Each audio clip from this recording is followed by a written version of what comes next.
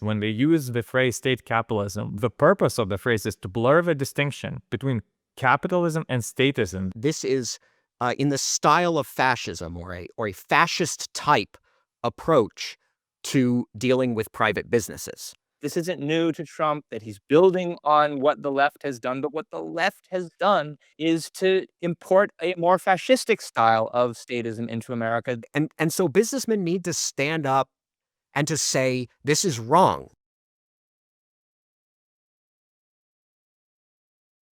President Donald Trump presents himself as an advocate of American greatness. He's often praised by his supporters as a pro-Constitution, pro-freedom president. But his actions toward American businesses tell a different story.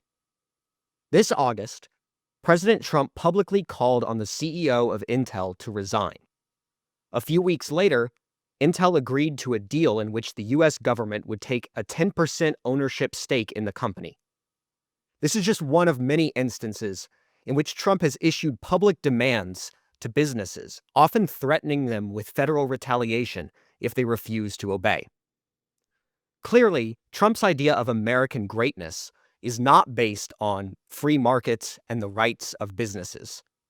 But what is the meaning of Trump's pressure on business, and how should companies respond?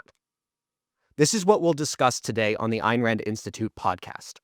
I'm Sam Weaver, Associate Fellow at ARI, and with me today are Robertas Bakula, Associate Fellow, and Ben Bayer, Director of Content. Hello to both of you. So I want to start by just discussing some of the instances that are involved in the Trump administration's pressures on American business. As an overall summary, there was a Wall Street Journal report from a couple weeks ago that described it as Trump trying to make himself the boss of American businesses. And I think that's an apt description, that he's trying to dictate the decisions that American businesses take in many areas, and is threatening them with political retribution if they don't do as he wishes. Here are some of the cases that have been reported on to give a sense of the scope and the variety of cases that this involved. So this spring, the Trump administration rolled out a set of tariffs.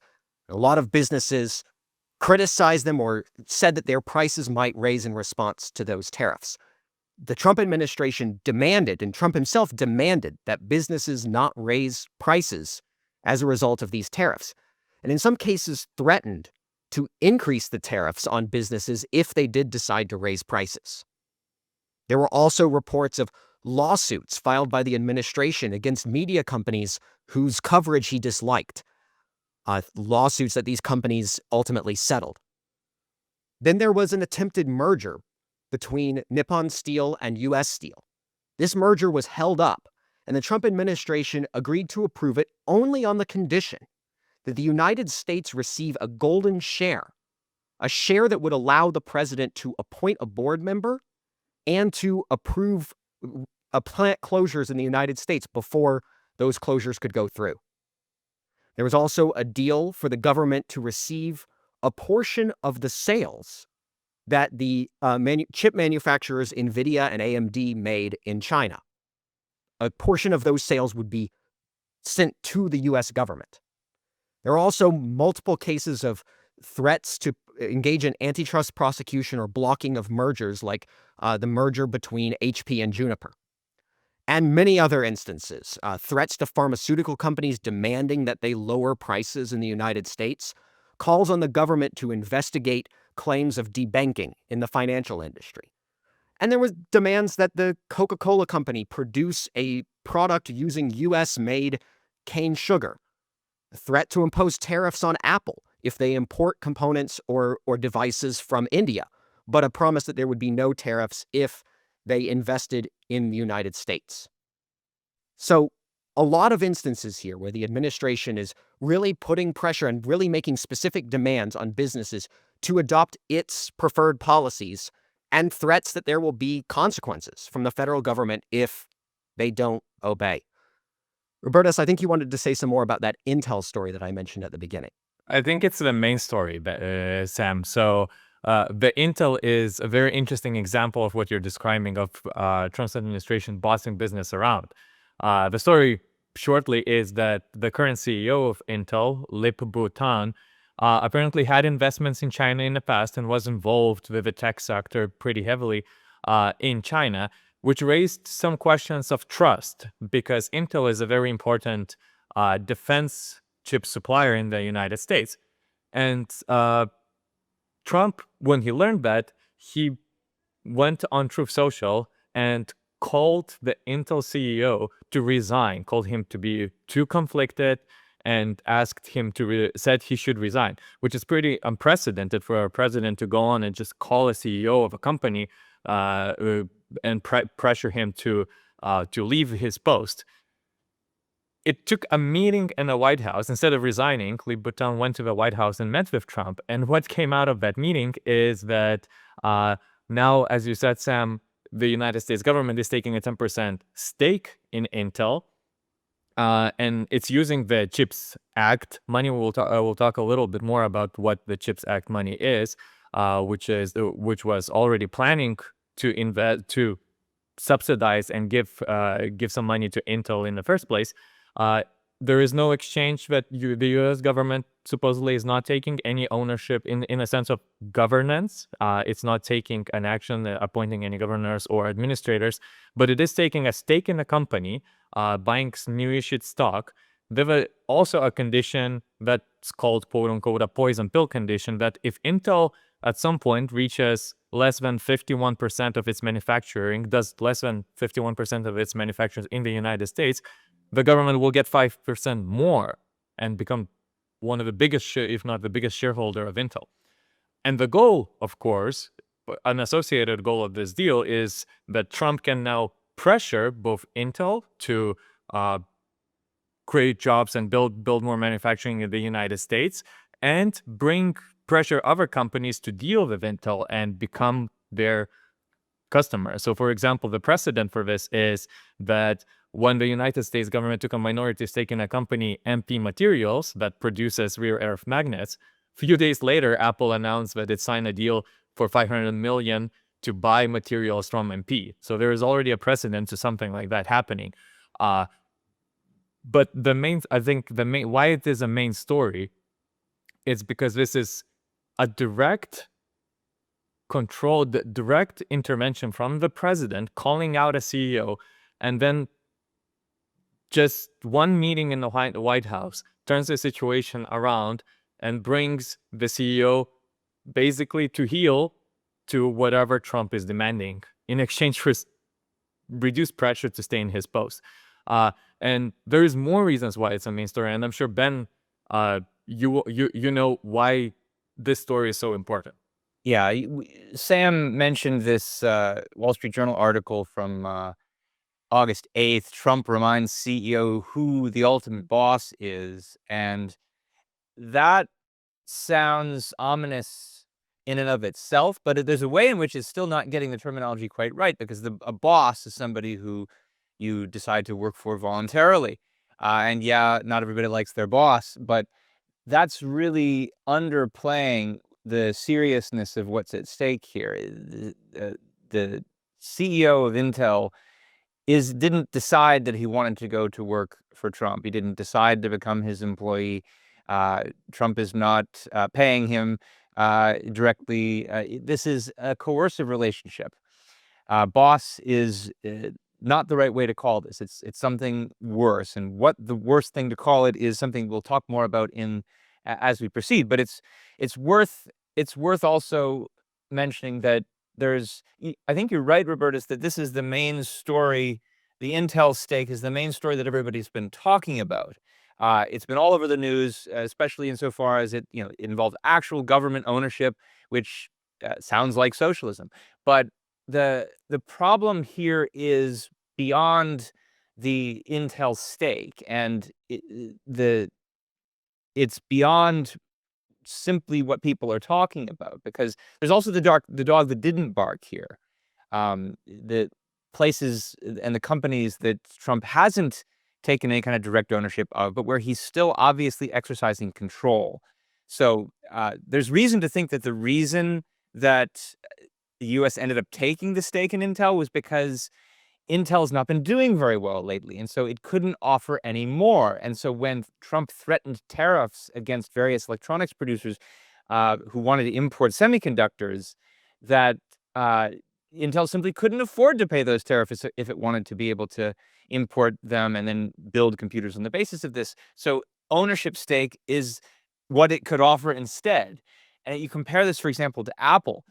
Apple's company's been doing a lot better than Intel in recent years. It didn't need to have the government take a ownership stake in it because it could easily comply with the demand to invest more in domestic production rather than face that tariff that it was being threatened with. And that's what Tim Cook went into the White House to do when he offered Trump this gold-plated Apple desk fixture, saying, I'm going to now invest more in Corning to make the glass, to build the iPhones. So I think the bigger story here than just the stake that the government took in Intel is the uh, blackjack that the Trump administration is using to threaten all these companies to do one thing or another, to take a stake or to invest more or otherwise oversee the operations of. And that's the tariffs. The tariffs are the major way the Trump administration is threatening and trying to cajole different companies into abiding by its will. It's the main means that Trump has of asserting power over the economy right now. And we're recording this on September 2nd. Interestingly, at the Shrug Day, just this past Friday, Federal Court of Appeals ruled that Trump's use of tariffs under the International Economic Emergency Program, I don't know if I'm getting the acronym right, but the IEEP, is basically illegal, that act did not give him the right to kind of willy-nilly assert tariffs on the spur of the moment in the way that he's doing. We'll see what happens with that under the Supreme Court, but it's clear that the kind of vague and plastic rubber language in that act is something that Trump is invoking at this point in order to assert a kind of authoritarian control over the economy. And by using these tariffs as threats, he's able to get people to do his bidding. They can get exemptions to those threats if if they're willing, for example, to invest more in a domestic manufacturer. And we'll see more about why Trump wants to do that soon. Ben, you mentioned it's something clearly authoritarian about what Trump is doing. And there have been commentaries in mainstream publications calling this a socialist or a Marxist set of actions by Trump. There was a Fortune magazine article that was authored by a number of people, including some former CEOs, that made that claim. Others have called it something else. There was a piece by Greg Ip in the Wall Street Journal where he described it as, quote, state capitalism with American characteristics, unquote. In general, Ben, what do you think about these kind of claims from mainstream commentators? Well, I think it's very understandable and plausible why they should want to say this sounds like socialism. And socialism, if it's anything, is state ownership of the means of production. And here you have actual 10% stake taken by the government in an American company. Now, there's a interesting question of, is this the most fundamental thing that you can say about what's wrong with it? Especially given that it's only 10%. They don't actually get to call all the shots. Obviously does give them some kind of influence. And I think how to categorize this is something we want to come back to later. But the first thing we should do to get really clear is to talk about, I think, the second accusation that this is a kind of quote unquote state capitalism. Yeah, and I think it's important to state up front that this is certainly not capitalism of any variety. And I think there's a major distortion in calling it capitalism, whether you're using the term state capitalism or any other kind of label that involves the term capitalism for this. Because capitalism crucially has to be understood as it's a system that is built on the protection of individual rights. It's a system in which the government protects the rights of people to life, liberty, property, the pursuit of happiness.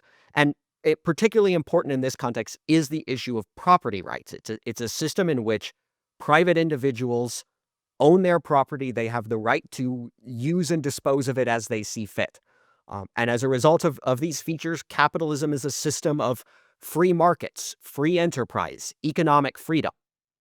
Now, statism of whatever variety, and as we'll discuss, there are some different like variants of statism, but statism of any variety is the opposite of capitalism.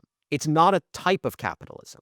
Statism is a system in which individual rights are not protected, in which they're violated by the state, in which people's lives and freedom are subordinated to the state's power, its control, its decisions of how to dispose of their property and their lives. And just to take kind of one instance, because the term state capitalism and what that Wall Street Journal opinion piece that uses that term is trying to invoke by bringing it up is the case of China. And he specifically draws a connection to China as a type of supposedly state capitalism. But it's important to understand that China is a dictatorship. It's a dictatorship that allows certain areas of freedom in its economy, but its essential feature is that it is a system of collectivist, statist, dictatorial control with individual rights not being protected but being violated across the board. And so any idea of moving in the direction from the American system to something that looks more like the Chinese system of government, that's a movement towards statism. And it's a movement away from capitalism, away from free markets, the protection of individual rights. And so when we think of that as that Trump is making himself the boss of American businesses, but an involuntary coercive boss who's in control of them, that's a move that is antithetical to the system of capitalism. It's a movement towards the government being the ruler of the citizens rather than the protector of their rights and their freedom.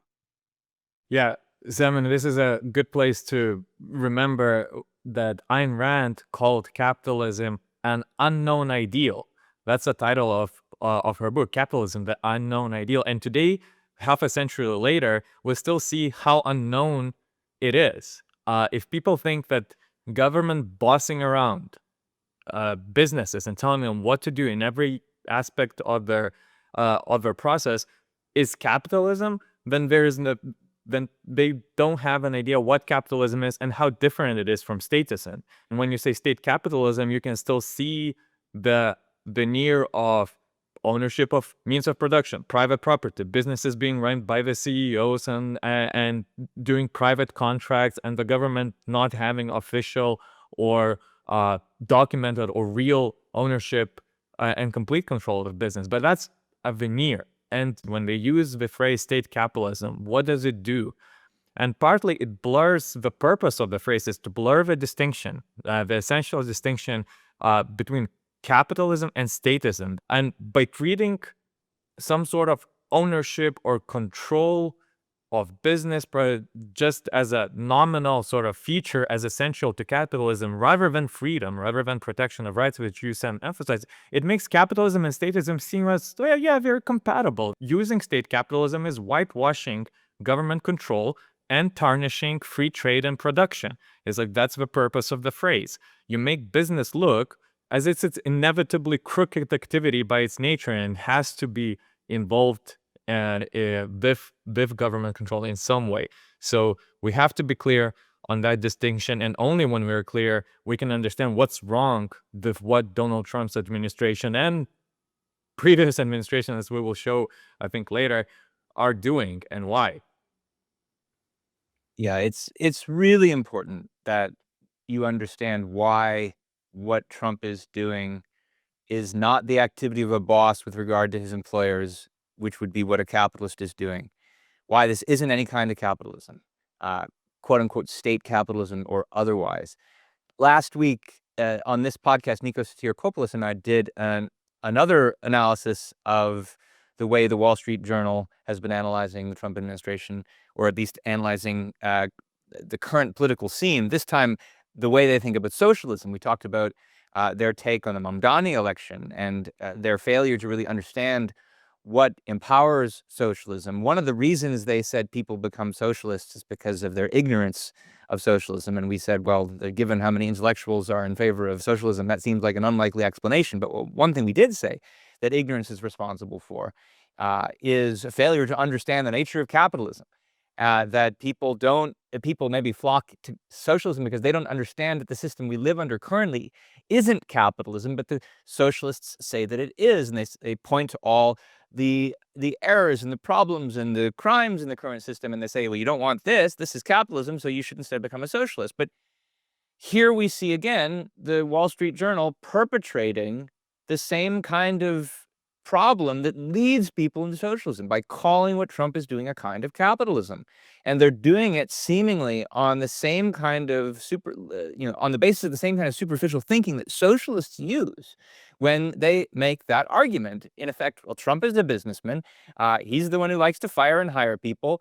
Here he is now running the government, and so it must be a kind of capitalist government. Yes, it's the state that's directing the operations of various businesses, but since it's a businessman directing other businesses, it must therefore be some kind of capitalism. And this is just kind of the lowest level of associative thinking. Capitalism isn't just any old thing that business people happen to do with each other, for all the reasons that Sam mentioned earlier. When you end up associating the kind of interventionist activity of the sort Trump is engaging in with capitalism, you just feed the narrative that the socialists rely on. And it's especially interesting that this particular author uses the phrase state capitalism, not just crony capitalism, but state capitalism. That's the precise phrase that socialists use when they try to excuse socialism from responsibility for the crimes of those who actually practice socialist ideas. So, for example, the socialist economics professor Richard Wolff says that the Soviet Union was a prime example of state capitalism. He says that because he wants to explain why it wasn't real socialism, and therefore why all the crimes of the Soviet Union, you can't blame socialism on it. And his rationalization is, well, the state is still running the economy in a kind of hierarchical way. And that's why it's a kind of capitalism, because we know capitalists have hierarchies where they have bosses and employees. In part, this reflects the socialist fantasy that socialism involves a kind of anarchy as opposed to government control, but it also reflects the socialist fallacy that what capitalism does is to capture the state and imports its hierarchical form of control into the state. And the Wall Street Journal is repeating the exact same fallacy. Now, it's not doing it to try to defend socialism in the way that Wolff does. It's not trying to defend so-called state capitalism either. It actually, it points out all kinds of problems with it. He says that it's responsible for state capitalism can't, what he calls state capitalism, which means this interventionism. It can't successfully allocate capital. It's not very efficient, leads to cronyism and distortion, etc. He's not trying to defend it, but in the course of criticizing, he's still affirming that premise the socialists rely on. And that's very destructive. It shows they're not doing their job at the Wall Street Journal to identify the unknown ideal of what capitalism is and therefore defend it against the fallacies of the socialists. I think it's also important to note that what today, this whole story, the Intel story and everything that Sam was mentioning at the beginning, raised these alarms about rise of state capitalism or Trump administration being socialist. But what we're doing is not something new that didn't exist before. If you think about the rise of regulatory state in the United States for the last century and the involvement of government in every activity, in every industry, basically, and every economic decision in one way or another, from the smallest to the biggest, from deciding who can be licensed to be a doctor and a lawyer to deciding who can merge and not merge, how big of a company is monopoly, not big of a monopoly, antitrust laws, and deciding who you can hire for how much, what's the minimum. And when the government is so involved in so many areas, a president who just makes a statement, who can execute the laws and use the power to go after the companies, it's not something one can simply ignore. It's like not something that one can not take into account when going into business or doing business. And again, it's not new, because if you look at President Biden's administration that came just before, he pushed the limits of such pressure in the same areas that President Trump is pushing forward today. For example, in pharmaceutical pricing, the Inflation Reduction Act, ironically, was basically gave the federal government a lot of power of quote unquote negotiating prescription drug prices as a main buyer for Medicaid.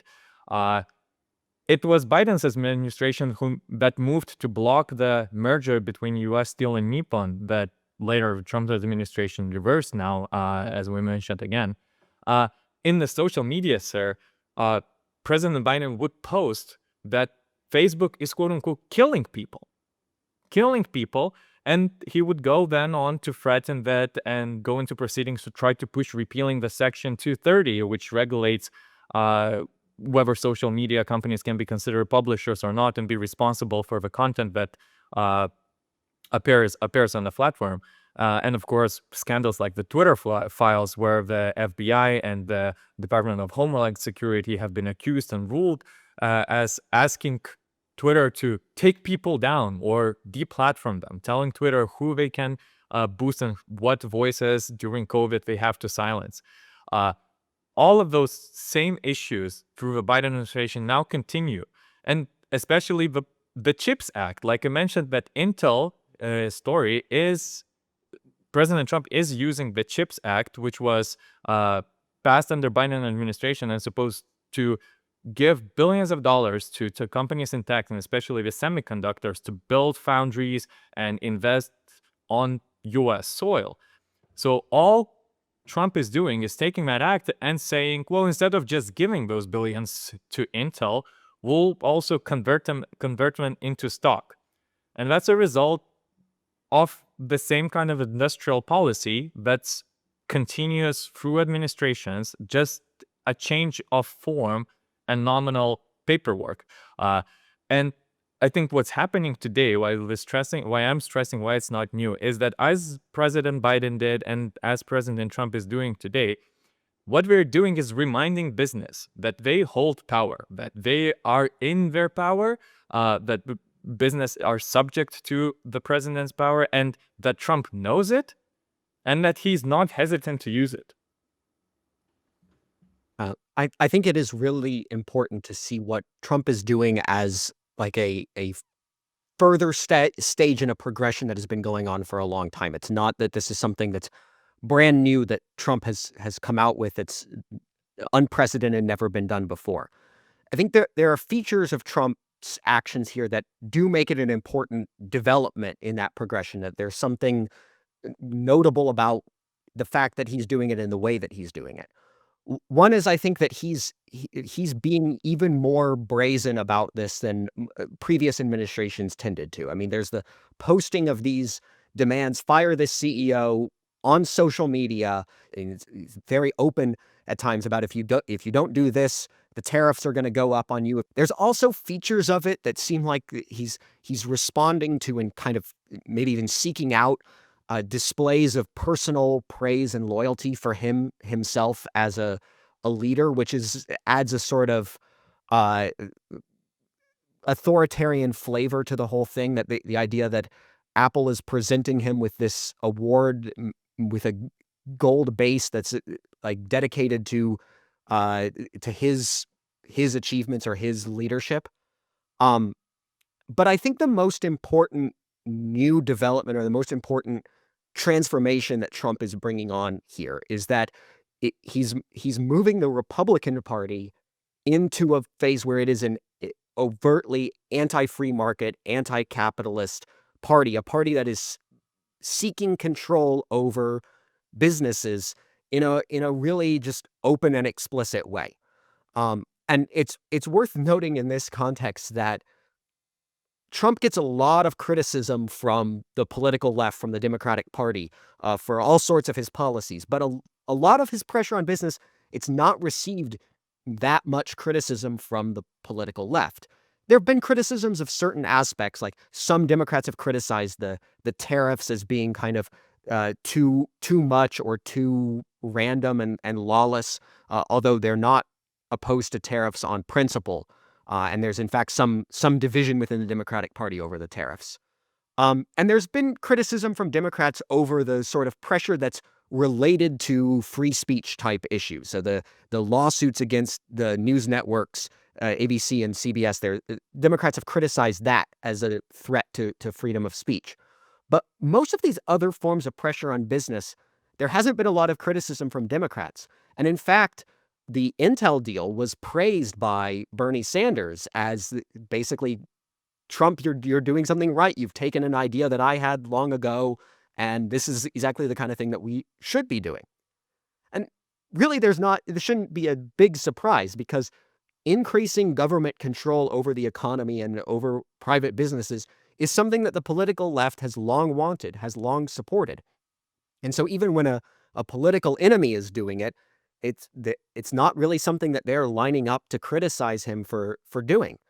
And taking now another look at the Republican Party, in the past, when Democrats have pushed for more and more government control over businesses, Republicans have offered at least some resistance to this trend. Now, that resistance was never strong enough. It was never principled enough. The Republicans have not been a party of principled advocacy of capitalism and economic freedom. But they offered some resistance and some sort of token appeal to freedom, free markets, capitalism. But now that Republicans have adopted this approach, there's now no one to resist this. The Democrats certainly aren't. And the Republicans are now at the vanguard of government control over business. And I think it makes it more likely that we will see a lot more of this in the future, especially if the Republican Party continues down this road, because you'll have two parties that both are just completely in favor of this type of control.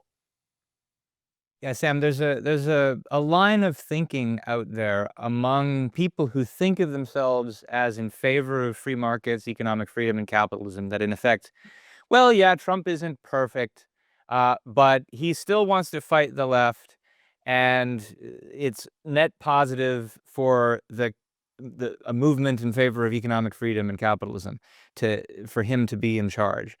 And all I would say at this point is, if you really think that, think about what Sam just said about how Bernie Sanders is now praising Trump for his deal with Intel. Think about that fact. Take a look in the mirror and think if you can seriously believe that this means that Trump is in somehow a net positive for the cause of economic freedom and capitalism. I think you're right to point out, Robertas, that what he's doing is nothing new. He is simply building on a history of statist intervention that has, which the Democrats have provided ample precedent for, especially most recently with Biden. Absolutely. But why is it nothing new here? Why is Trump able to do this so easily in the forum of the Republican Party, which, as Sam pointed out, at least at one point in time, had offered some kind of resistance to the relentless move toward statism and socialism? And I think the answer to that question is that the Republican Party has basically transformed into a version of the Democratic Party. That, yes, it was never a principled defender of capitalism and economic freedom in the first place, but the fact that it lacked those principles is what made it possible for it to transition so slowly but surely into just a kind of version of a light version of the Democrats. I mean, it's notable that Trump is a former Democrat, that many of the important people in his cabinet are former Democrats. I think that the Republican Party is basically now essentially old Democrats who were maybe frustrated by the identity politics, multiculturalism of the left, but who took the old-fashioned democratic statist policies and basically just imported them into the Republican Party and transformed the Republican Party into basically now just another version of statism and collectivism. For proof of this, what I recommend looking at is the obvious and notable differences between the 2012 Republican Party platform, that was the year that Romney and Ryan ran, and the 2024 platform. Nikos Theokopoulos and I did an analysis of this platform, July of 2024, right when the convention was happening. And one of the things that's interesting in the 2012 platform is that they say, we see the election of 2012 as a referendum on capitalism and economic freedom in America. And of course, we know that Romney and Ryan lost that election. And so it seems like what happened is they took that statement seriously. They took it as a referendum. They decided the people simply don't want capitalism and economic freedom. And therefore, in 2016, 2020, 2024, you get gradual conversion of the Republican Party into a version of the Democrats. And if you look at the 2024 platform, it repudiates the case for economic freedom and capitalism in so many ways. Read the platform, watch that podcast, you'll see what I mean. And one of the reasons that we talked about that platform last summer was because we read this article in The Guardian by Bhaskar Sunkara, who's a major socialist activist in the United States. And Sunkara was basically praising the Republican Party platform, basically saying this is why the Republicans are winning, because they've discovered the ideas of socialism that get people and get voters excited. The same ideas that are now getting someone like Mamdani, winning the Democratic primary in New York. And so here we are again, back then to the idea of, it seems like what Trump is doing sounds like socialism. Bernie Sanders is admiring what he's doing, taking a 10% ownership stake in Intel. And so the question I think we should now talk about is this in fact socialism? Is this the best way to analyze what's going on? What do you guys think? Yeah, so it certainly has some features in common with socialism. The taking of a stake in a company that's a move towards government ownership of the means of production. But I think there is a description that is more apt to this approach to dealing with businesses and to exerting this type of control. And that is to say that this is in the style of fascism, or a fascist type approach to dealing with private businesses. Now, fascism, it's similar to socialism. It's closely related in that they're both forms of collectivism. They're both forms of statism. They're both political approaches that treat private individuals, private businesses as subordinate to the state, and that violate the property rights and all the other individual rights of individuals across the board quite systematically. But there are some differences between the kind of traditional Marxist-type socialism and fascism in their approach to, in particular in this context, dealing with property rights and the rights of businesses. And this is something that Ayn Rand wrote about in the 1960s. And there's a quote, a passage I want to share from her essay, The New Fascism, Rule by Consensus, where she describes the kind of differences between socialism in a conventional sense and fascism. Here's what she says. Observe that both socialism and fascism involve the issue of property rights. The right to property is the right of use and disposal. Observe the difference in those two theories. Socialism negates private property rights altogether, and advocates the vesting of ownership and control in the community as a whole, i.e. in the state. Fascism leaves ownership in the hands of private individuals, but transfers control of the property to the government. Ownership without control is a contradiction in terms. It means property without the right to use it or to dispose of it.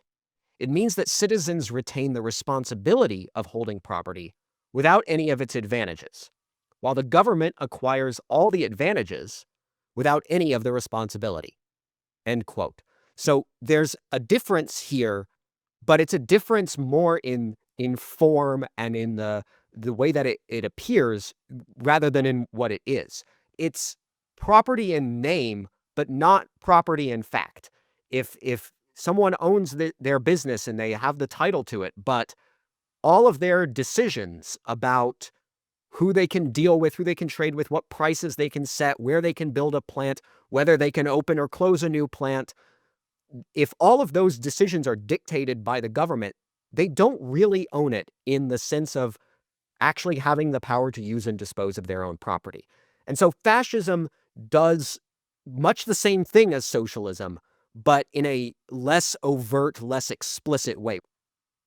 I think this is something that is probably a new idea to a lot of people, that this is the difference between socialism and fascism, that there is even such a thing as a fascist economic system, which we'll talk about shortly. But one thing I just want to quickly interject is that um, I think the kind of fascism that people are familiar with from history, World War II, Germany, Italy, like we're not there yet. So it's important that you're stressing, Sam, that this is, elements of that style of system or kind of proto-fascism. But one reason it's important to raise is not just because you don't have the deepest understanding of what's going on if you only say this is a kind of socialism.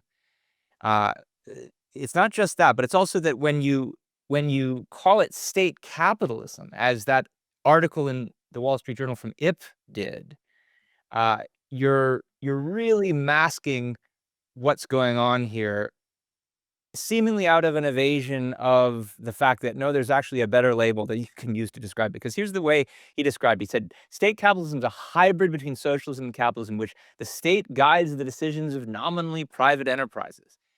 So for all the reasons we talked about, no, that's not capitalism of any kind at all. And if what you're talking about is state control of nominally private enterprises, sorry to break the news, but there is another concept that we have for that, and that is the concept you've just described, Sam, is the concept of fascism.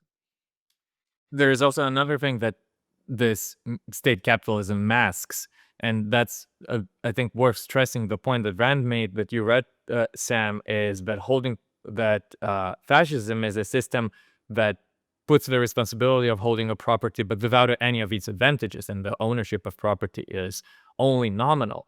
And stressing it is important because when you think about Intel deal, if Intel somehow delivers something that's in one way or another can be thought as positive. I don't know, it builds more factories in the United States, it provides some kind of number of jobs, maybe its stock grows, whatever the administration can project as a positive outcome of the deal, that Trump administration is gonna take credit. Look what happened when we took a stake in Intel.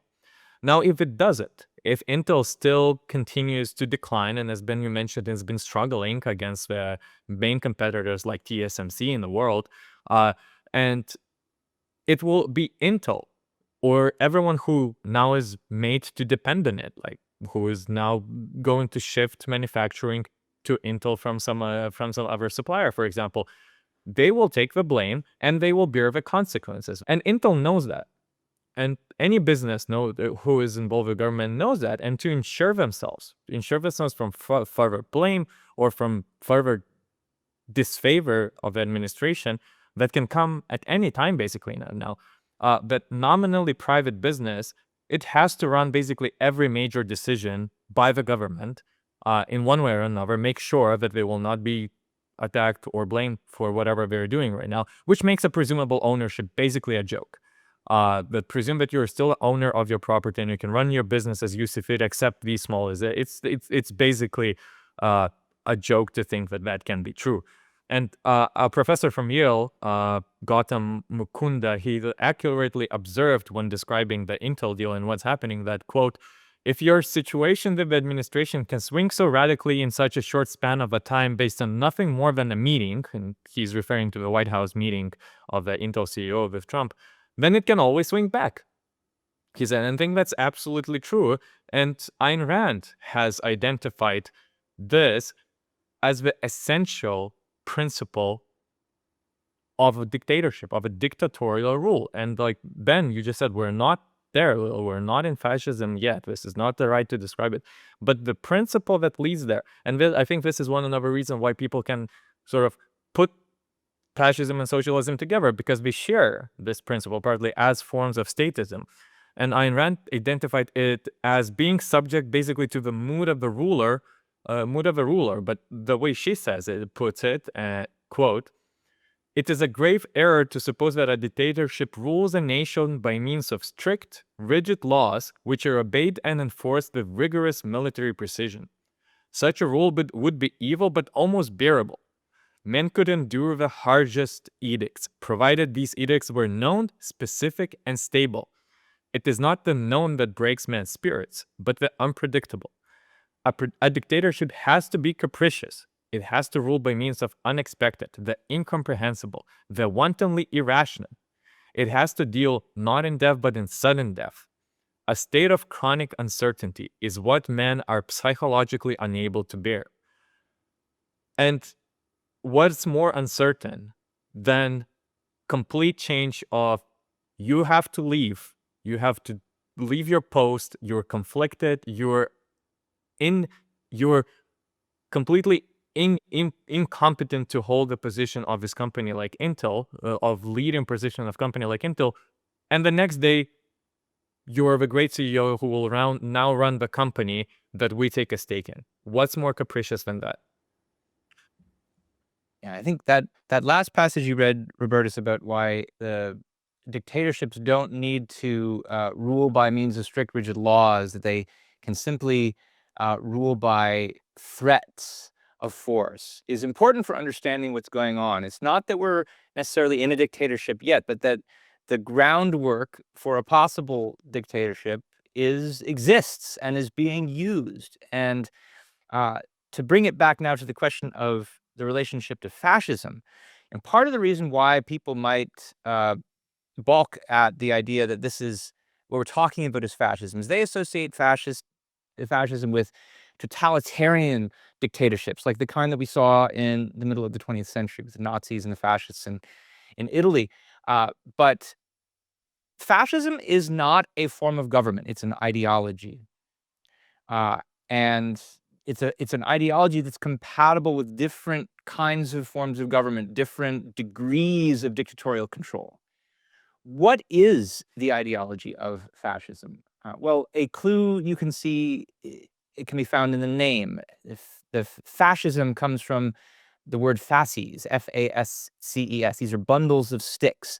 And Mussolini wanted to name the ideology after the fact that he saw the bundles of sticks bound around an axe as symbolic for what a fascist society looks like. That it represents the guilds, the cartels, corporate cartels organized around the nation state. That's what fascism is, and it brings out how it is a form of collectivism, a form where the nation is seen as supreme, and it is organized around these smaller collectives based around trade associations and the like. And a lot of people don't realize that this is what fascist ideology is. They don't understand that it has a whole economic system that comes with it, that was practiced in Italy, but yes, also in Nazi Germany. And the Nazi Germans really, in ways most people don't appreciate, implemented fascist ideology in economics in ways people don't appreciate. So all German so there were private businesses in Germany, or they were nominally private. You think of the example of, say, Oskar Schindler in Schindler's List. He's running his own manufacturing concern. I'll come back to him later.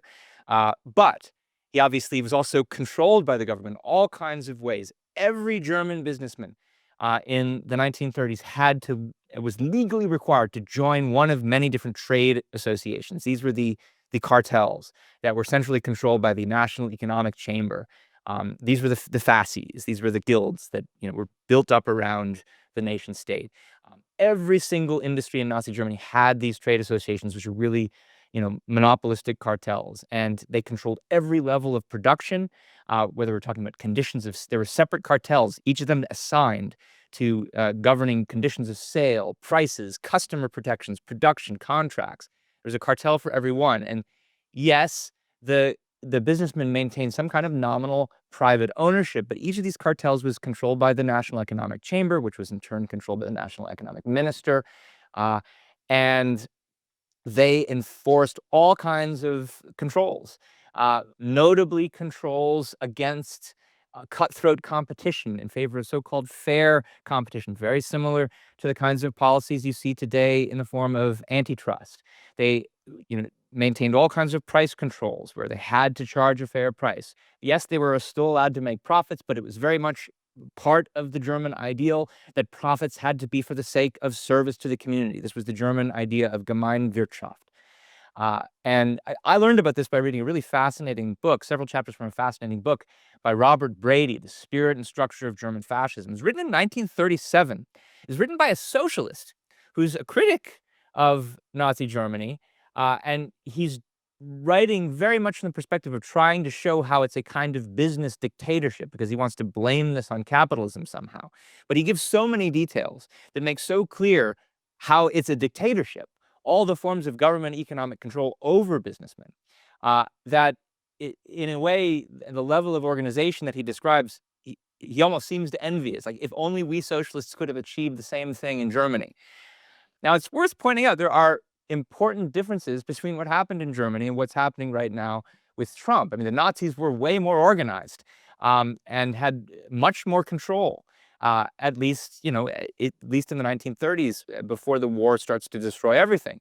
And this is part of the reason why I would characterize what Trump is doing as only kind of proto-fascistic. But the way that, particularly, I think Trump is using tariffs in order to control different industries, is beginning to have some of the same kinds of effects that you saw in Nazi Germany. In particular, he's beginning to create little cartels because they're favored groups of business who are given exemptions from the tariffs because they are willing to do his bidding.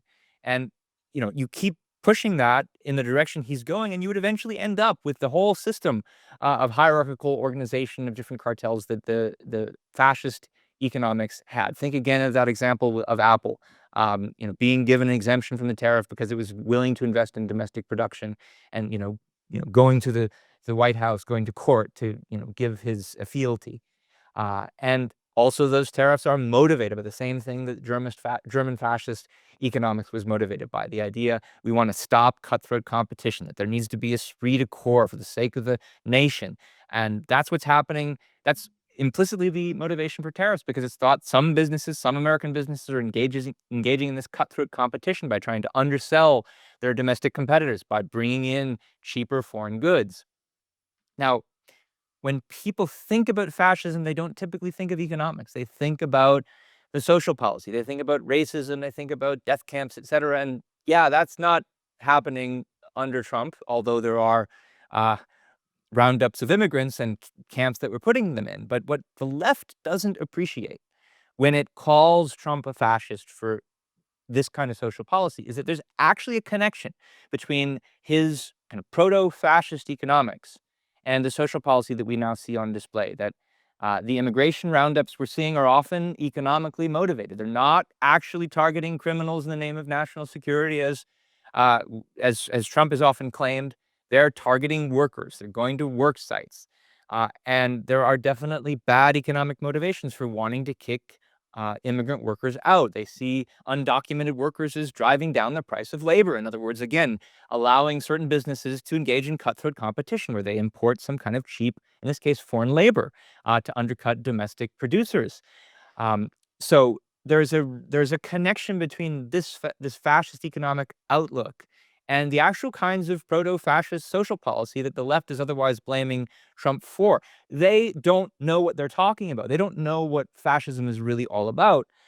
They don't understand the real reasons that this kind of policy is ultimately connected to fascism, but via the economic system that they are unwilling to critique, as Sam pointed out, because they seem to favor the same kind of oversight of the economy that Trump and the fascists actually did.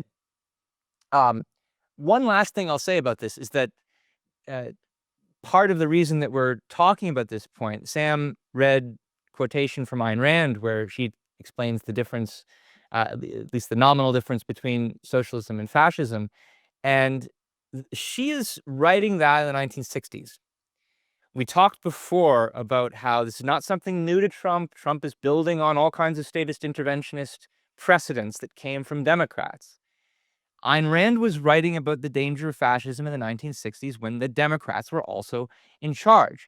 The passage that Sam read from was from 1965, where LBJ is in charge. And earlier than that, in the early 1960s, she also accused the Kennedy administration of being fascist for the same kinds of reasons. She did a Fort Hall Forum in 1962 called The New Fascist Frontier, where she attacks John F. Kennedy for being proto fascist, crypto-fascist in any number of ways as well. She doesn't just cite his rhetoric. Everybody knows about ask not what your country can do for you, ask what you can do for your country. That's the same kind of national greatness, sacrifice for the sake of the nation kind of language that you saw the fascists famously invoking. But she also analyzes Kennedy's policy. She talks about how in 1962 he was doing the exact same things that Trump is doing now. He was critiquing the various private industries, denouncing them for being antisocial. For in this case, he famously attacked the steel industry for raising their prices, saying that they had to be responsible for the country in exchange for the privilege of being free. And Rand also called out JFK's FCC under Newton Minow for all kinds of threats against private broadcasters, threatening to revoke their licenses because of disagreements that Kennedy had with their content policy, just like what Trump is doing with the FCC and private broadcasters right now. So, to say the least, whatever Ayn Rand saw about Kennedy and Johnson that she was willing to critique as fascist applies to Trump today in spades, because he's taking their same playbook, but amplifying it and intensifying it. And almost nobody sees it. So it's super important to identify what we're dealing with, that yes, this isn't new to Trump, that he's building on what the left has done, but what the left has done, especially in the last 50, 70 years or so, is to import a more fascistic style of statism into America than an overtly socialist one. Before we close, I think we should talk a little bit about the response that business leaders have had, because I think one of the disheartening things is that there's been very little pushback from businesses against the pressure of the Trump administration. I mean, it doesn't mean that they've always done everything exactly that he demanded. I mean, Intel didn't fire their CEO as soon as Trump told them to, but they didn't criticize the Trump administration for making this demand. In fact, they went to this meeting and tried to cut a deal to get the pressure uh, removed from them. And that's been the theme across a lot of these businesses that have been called out or been pressured by the Trump administration. I mean, some of these deals that businesses have agreed to in order to get a merger through, like the U.S. Steel, Nippon Steel agreement to give the government a golden share, or the NVIDIA AMD agreements to give payouts or give portions of their international profits directly to the federal government. And of course, we already talked about the Apple, Tim Cook giving this piece of gold kind of award type thing to Trump and agreeing to increase manufacturing in the United States as Trump wanted. So there's been not much in the way of refusal to acquiesce to this pressure. And there's not been much public criticism. In fact, I'm not aware of any from the CEOs and the companies that have faced this kind of pressure. And Sam, for such a lack of response, what businesses and CEO who will suffer and are suffering today, they're giving sanction to an activity that puts them in this position in the first place. If that's what the business and the CEO, if that's their response, and that's how they act, they cannot expect the government to get out of their way and not impose more and more controls and involvement in whatever they are doing. Yeah. And the fact that this is now there's no political division on this, that there's pressure coming from both sides on a lot of these issues. And that does make it a really tough situation for businesses. I mean, they're under a lot of pressure now from the political right. If they stand up and criticize what Trump is doing, they will certainly face all manner of attacks from Trump himself and from Republicans. And they're not going to find much in the way of allies on the Democratic side of the political spectrum that's always sought to regulate them and control them and has attacked them and vilified them. So businesses are under a lot of pressure today, and there's a lot of risk to standing up and criticizing the Trump administration.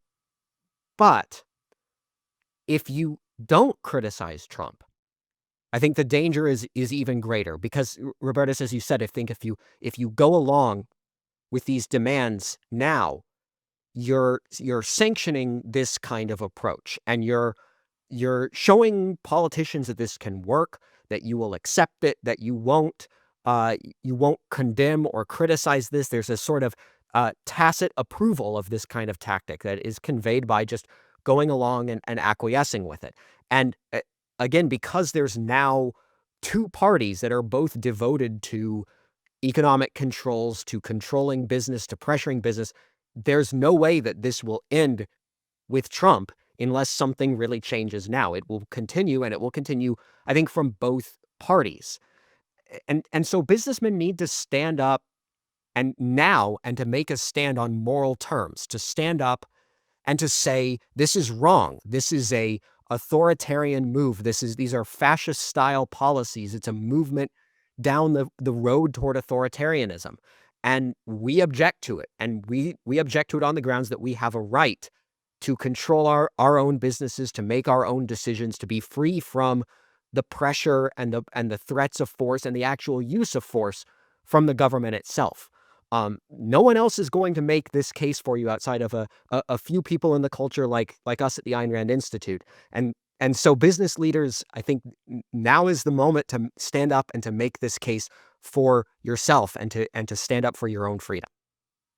And Sam, one more point. You said business are showing politicians that they're willing to go along with it. They're not showing just the politicians, they're showing everyone else that they're willing and they're supporting this kind of system. And then when people look at it and say, oh, this is some form of state capitalism, well, that's where some legitimacy to that idea in their minds can come from. Look, both businesses and politicians are sitting in a room and deciding and willing to go along and make all of these deals. So if that's true, then when Ayn Rand Institute and us are asking that we should stand up for the rights and the freedom of business, it's kind of hard to take it if businesses are not standing up for themselves and they're saying, no, we're willing to sit at a table and deal with government and allow the government in and take the stake and go along with this new approach.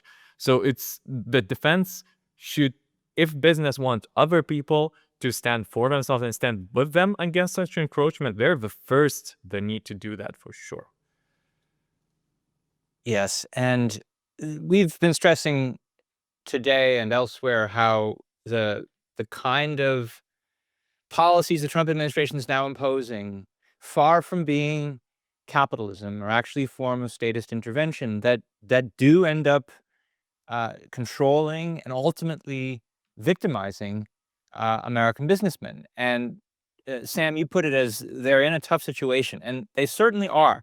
But it's also important that the mere fact they are victims here by no means exempts them from blame. That it is possible for the victim to bear a certain kind of responsibility. And this, of course, is Ayn Rand's famous idea of the sanction of the victim. Yeah, they're in a tough situation, but they certainly have options. They don't have to cooperate. There are ways they can fight.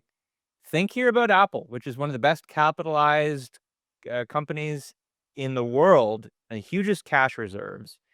It could fight. It could use these resources to engage in lawsuits against the Trump administration. And there are lawsuits that have been successful against, for example, the tariffs that Trump is threatening Apple with. These lawsuits have mostly been on behalf of plaintiffs from very small companies whose existence is outright threatened by the existence of these tariffs. Now, yeah, Apple's bigger, more successful, can probably weather these. But why is it that the little guys, in effect, have to be the ones to weather this storm? Why is it they're the ones who have to put up the fight? Why can't someone like Apple come to their assistance? Why instead does Apple think that it's a good idea to go to the White House and give Trump this trophy? Let me tie this back to Nazi Germany, because even though Nazi economics controlled everything that the business people did and restricted them in all kinds of ways, it's not like they were pure victims who had no responsibility for what they were doing. The various cartels that the Nazis organized and made very formal and explicit had all kinds of predecessors in the pre-Nazi system, all kinds of ways in which businessmen thought they could gain some kind of protection for their industry and against cutthroat competition. That's what these guilds were organized for. They thought they could consolidate their success under the fascist system. But of course, that ended up sanctioning the system, and it would eventually lead to many of the destruction of these businesses in the war. A perfect and tragic symbol of this is the guy I mentioned before, Oskar Schindler. Of course, he's known from the movie because he saved a lot of his Jewish workers from the death camps. But what people don't appreciate so much is that before the war, he was a spy for the Nazis. He used his connections with the Nazi Party to get the special favors he needed to open his business.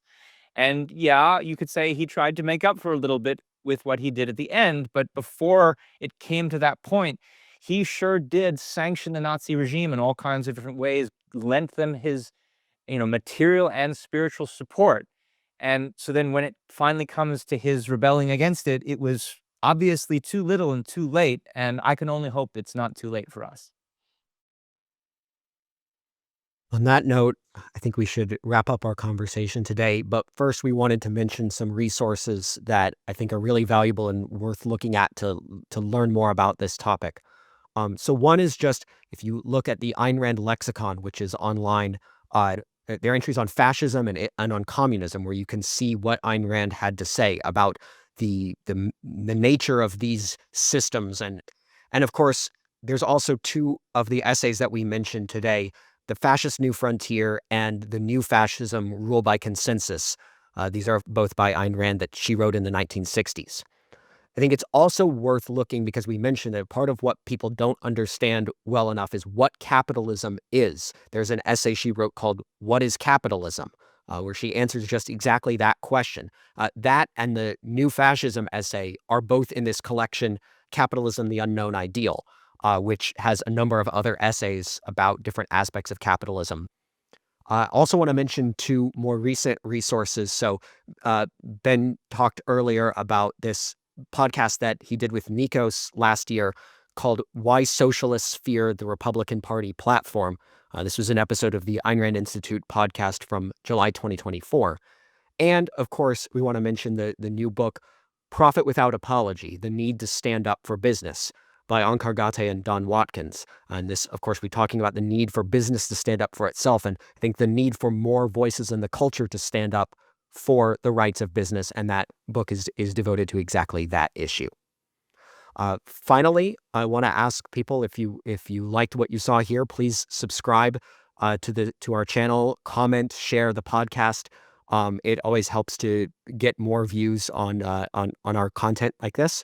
And if you have questions or comments about this topic, or suggestions for other topics you would like to see us cover on this podcast, you can reach out to us at newideal@aynrand.org.